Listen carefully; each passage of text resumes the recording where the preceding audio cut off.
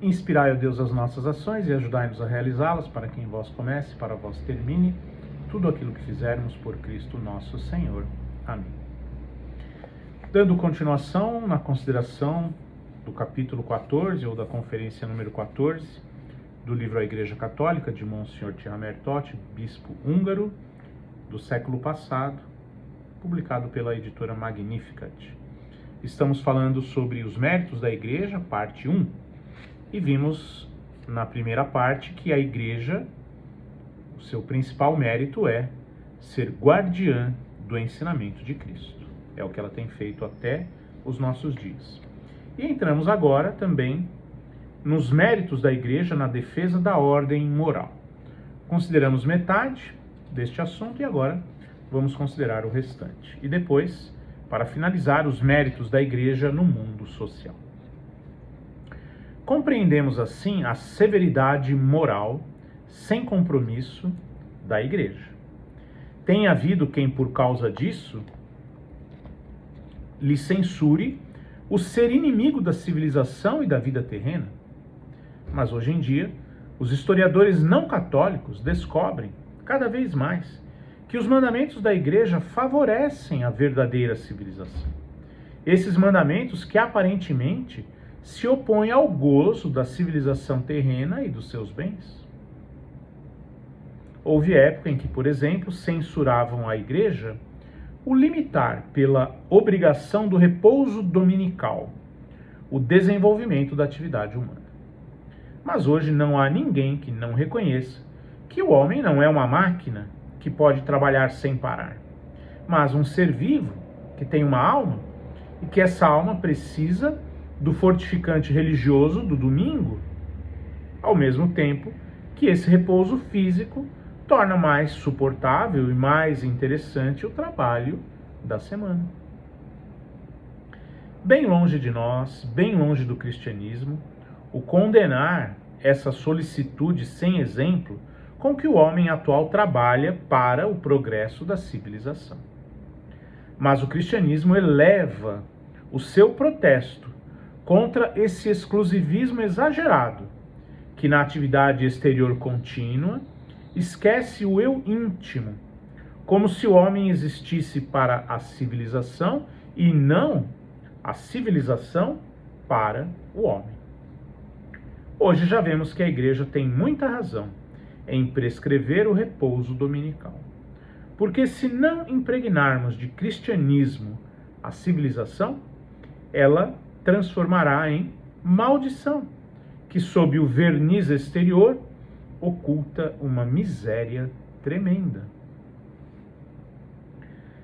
Outros consideram como uma severidade exagerada a afirmação sem transigências do quarto mandamento, porque com isso a Igreja priva o homem do gozo da sensualidade. Mas a multidão de misérias físicas e morais, de doenças, de hospícios de alienados e de hospitais bem mostra o que seria da humanidade se não fossem as obrigações do quarto mandamento. Outros ainda não compreendem a lei do jejum. Para que serve? Perguntam eles com indignação. Por que é que a Igreja não permite aproveitarmos dos prazeres inocentes da terra? Não preciso dizer-vos que nos nossos dias o jejum é tão fácil que não impede mais ninguém de cumprir as suas obrigações profissionais. Mas devo insistir sobre a vantagem que o mandamento do jejum traz para chegarmos ao domínio dos valores espirituais. De fato, o homem apega-se de tal modo à terra, geme tanto sob a tirania dos sentidos, que realmente seria o caso de rejubilarmos-nos quando chega a sexta-feira ou outro dia de abstinência, e temos então de recusar aos sentidos tal ou tal coisa que nos apraz tanto no momento. E assim podemos assegurar o domínio da alma sobre a matéria. Como vedes, irmãos, a Igreja não quer destruir, mas construir.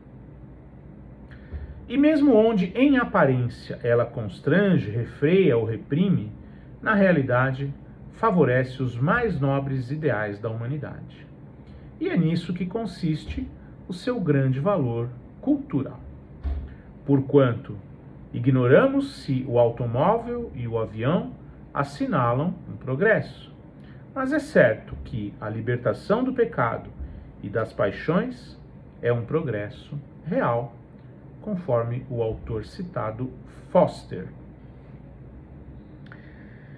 Agora vamos entrar nos méritos da Igreja no mundo social. Já vimos então os méritos da Igreja como guardiã do ensinamento de Cristo, na defesa da ordem moral e agora a defesa do mundo social. Chegamos agora a um novo grupo de méritos da Igreja, a sua atividade no terreno social. Entre outros méritos, cumpre-nos citar em primeiro lugar o princípio de autoridade. Sem o respeito da autoridade, não há vida social possível. E a Igreja Católica sempre defendeu e garantiu o princípio de autoridade, conforme estas palavras de São Paulo, em Romanos 13:1. Seja cada um submisso às autoridades superiores, porque não há autoridade que não venha de Deus, e as que existem foram por ele instituídas. E podemos acreditar em Goethe, quando escreveu: quando Paulo diz, obedecei aos vossos superiores, porque Deus o ordenou, proclama isso com tamanha cultura que ninguém poderia atingi-la senão seguindo a estrada do cristianismo.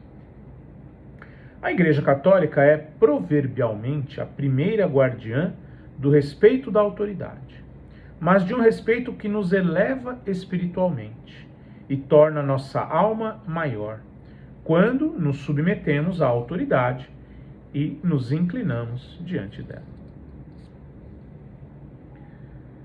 Não há religião em que os fiéis cerquem os seus sacerdotes, os seus bispos e o Papa de respeito tão profundo quanto a nossa. E é verdade. Pois os fiéis sabem que o poder espiritual e a dignidade de todos eles remontam aos apóstolos. Quando os fiéis respeitam os seus sacerdotes, respeitam neles os sucessores dos apóstolos de Cristo. E quando se ajoelham diante do Papa, ajoelham-se diante do sucessor de São Pedro. O que significa para nós a autoridade do Papa só se compreende quando se vê o que sucedeu àqueles que afrontaram o Papa e se separaram dele. Quem come papa morre, consigna a filosofia da história. Uma das seitas separadas organizou-se e arrasta-se numa vida frouxa. As outras 300 seitas foram tragadas e disseminadas pelo mundo. Mas quem se mantém sobre o rochedo de Pedro afronta os séculos. Quem estiver a par da missão divina da Igreja achará muito natural inclinar-se ante a autoridade da Igreja. A estreiteza e os erros da razão humana só podem encher-nos de modéstia e preparar-nos para escutar tanto mais facilmente as palavras da autoridade, por trás da qual sabemos que se acha o apoio de Deus, que a preserva do erro. O acordo da autoridade com a liberdade é para a humanidade um problema que vem constantemente à tona. Mas não o resolvemos rejeitando-o a primeiro. Destruir não seria a solução. Façamos, pois, como a Igreja. Ela ordena e reclama para si mesma a autoridade. Mas ficamos contentes de saber que também ela, que manda, obedece ao mesmo tempo. Está obedecendo a Deus sempre. Então, este é o acordo da autoridade com a liberdade. Cumpre-nos lembrar aqui outro mérito da Igreja no qual geralmente não se costuma pensar, mas que não é inferior aos precedentes. A Igreja, que de um lado é a mais forte personificação do princípio de autoridade, por outro lado, é a primeira a defender os direitos do indivíduo ante os exageros do poder do Estado. Por isso lutou ela contra a escravidão. Por isso proclamou a igualdade e a fraternidade entre os homens de todas as raças. Por isso proclama e exige a liberdade de consciência. A Igreja defende os direitos do indivíduo contra as usurpações eventuais do poder civil. Para só citarmos um dos exemplos mais recentes, quem foi que elevou a voz contra a propaganda a favor da esterilização eugênica, que é uma agressão contra os direitos do indivíduo? Ninguém senão o Papa de Roma. Ouvem-se frequentemente nos lábios dos homens que estão no poder as palavras pronunciadas pelo orgulhoso Faraó, quando Moisés, em nome do Senhor, lhe pediu a libertação dos judeus. Quem é o Senhor para que eu obedeça à sua voz? Êxodo 5:2. Mas a Igreja responde sempre como Cristo respondeu a Pilatos: vim ao mundo para dar testemunho da verdade. João 18:37. Assim como Santo Ambrósio ousou opor-se a Teodósio, que não fazia penitência, assim como Leão I ousou afrontar Átila, assim também a Igreja tem defendido sempre a ordem moral, a justiça, o direito, a equidade contra toda a tirania. Quando na nossa época a grande indústria e as grandes empresas rebaixaram a vida de milhões de trabalhadores a um nível desumano, não foi o Papa Leão XIII quem, na sua magnífica encíclica Rerum Novarum, elevou a voz em favor dos oprimidos? E não foi o Papa Pio XI quem, na sua encíclica 40º Ano, renovou com insistência a advertência da Igreja?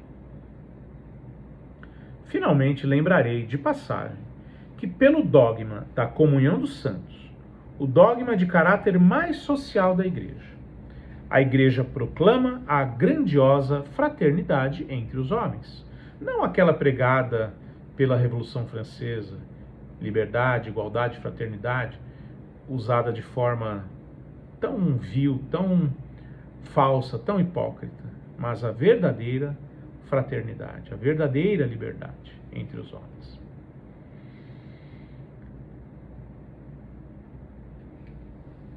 Um católico ou um povo católico nunca está só, porque cada indivíduo é membro do corpo místico de Cristo. Quem não vê como esta doutrina abranda magnificamente os contrastes nacionais, raciais, sociais ou políticos? De fato, a história prova que, enquanto os reinos cristãos da Europa estiveram unidos pela mesma fé, pela mesma filosofia, não se ouviu ecoar na Europa o dobre fúnebre anunciando o declínio do Ocidente, que hoje parece estar no auge. Quando lemos até o fim a história da civilização europeia cristã e vemos os resultados prodigiosos que o mundo obteve da civilização ocidental, temos o direito de fazer esta pergunta: mas então quem foi que criou toda essa civilização ocidental? A quem cabe o mérito de haver trazido as tribos bárbaras das trevas, da barbárie, para o foco de luz do Evangelho? A quem cabe o mérito de haver feito dos povos nômades que se trucidavam uns aos outros nações organizadas e civilizadas? A quem cabe o mérito? Certamente não ao arianismo, nem ao gnosticismo, nem tampouco ao protestantismo, mas unicamente à Igreja Católica. A religião é o sal que preserva a ciência da corrupção, afirmou o próprio Francis Bacon. Essa afirmação refere-se não só à ciência, mas também às diversas atividades do espírito humano e particularmente à religião das religiões, o catolicismo. Esses méritos que indiquei na segunda parte desta instrução não são os primeiros méritos da Igreja de Cristo. O seu primeiro mérito é pregar a religião de Cristo, preservá-la de qualquer alteração e assegurar a salvação das nossas almas. Mas não devemos ser menos gratos à nossa Santa Igreja pelo fato de, ao lado do desvelo pelos interesses da nossa vida eterna, tornar mais fácil, mais suportável, mais ordenada a vida terrena.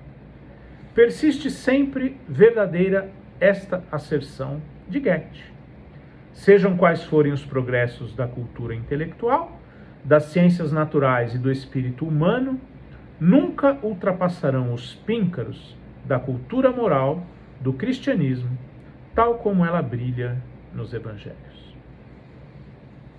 Em conclusão desta parte, podemos dizer o seguinte: meus irmãos, um viajante, cansado de corpo e de alma, bateu uma noite à porta de um convento italiano e pediu para entrar.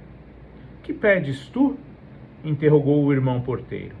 A paz, respondeu o infeliz, o famoso poeta Tasso. Atualmente, toda a humanidade tornou-se semelhante a Tasso. Procura a paz. Onde a acharemos? Em parte alguma, a não ser na Igreja de Cristo. Pois foi a ela que o Salvador fez esta promessa. João 14, 27. Deixo-vos a paz. Dou-vos a minha paz. Não a dou como a dá o mundo. Não poderia Deus dizer-nos o que disse ao povo eleito pelo profeta Ageu, conforme Ageu 1,6? Semeastes muito e colhestes pouco. Comeis e não vos fartais. Agasalhai-vos, mas não vos aqueceis. Juntastes dinheiro, mas vossa bolsa estava furada. Não fazemos acaso conosco a experiência deste trecho do livro de Jó, capítulo 5, versículo 14? Durante o dia, eles encontram as trevas. Em pleno meio-dia, tateiam como na noite. Hoje em dia, cada qual bem vê que nem as perpétuas conferências dos sábios deste mundo, nem essa onda de ordenações econômicas e políticas são capazes de assegurar um futuro melhor. É junto à Igreja Católica que nos cumpre aprender a justiça e o amor, o direito e a paz.